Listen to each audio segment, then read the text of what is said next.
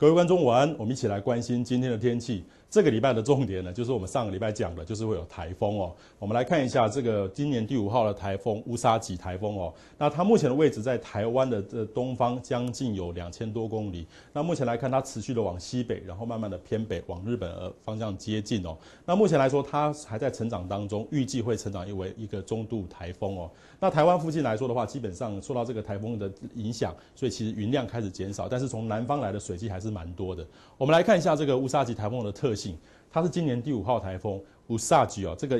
意思感觉起来就是非常像日文，在日文来说的话，就是玉兔座，是一个星座的意思。那今年到目前为止呢，如果从历史的记录来看的话，应该要有8到9个台风生成哦，可是目前只有5个，所以明显的落后非常的多。未来呢，必须值得观察哦。那日本命名的台风非常有趣，日本在我们140个台风里面呢，总共命名了10个，这10个呢，全部一系列都是以星座为主。包括我们习惯的天秤座、巨蟹座、还有天鹰座、金鱼座之类的。这个当然，这个星座的名字跟我们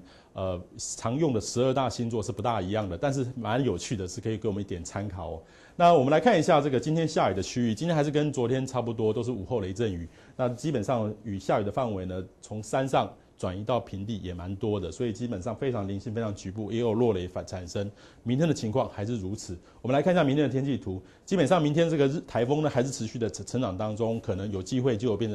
变成一个中度台风的水准哦。那台湾附近呢，一到午后呢，还是有一些对流云系开始会发展起来，还是有雨的这个天气，白天晴朗炎热。那礼拜3的情况呢也是如此，也都差不多，南方的水汽还是蛮旺盛的，台湾附近还是吹着这个偏南风。台风呢持续这个往日本前进，那礼拜4的情况呢也是更是如此。预计在这个礼拜5开始，可能到周末的时间就会影响到日本，从这个九州附近一直到关东地区，可能说会受到影响。所以提醒您，周末去日本的话，可能务必要稍微多留意哦。我们给大家一点建议，事实上台风袭日本的机会在这个周末可能几率还蛮大的，所以务必要注意。那高压呢是明显的东退，给了这个南方的这个水汽很好发展的空间。那所以这个午后雷阵雨的机会呢，就它会增加了非常大。那台湾呢还是持续的高温、闷热、偶雨的天气，温度上都还是差不多。中午的高温有机会到35度的高温哦，所以还是蛮闷热的，加上湿度又高，所以其实提醒大家还是要穿着一些比较通风透气的这个衣物。那未来呢就要留意这个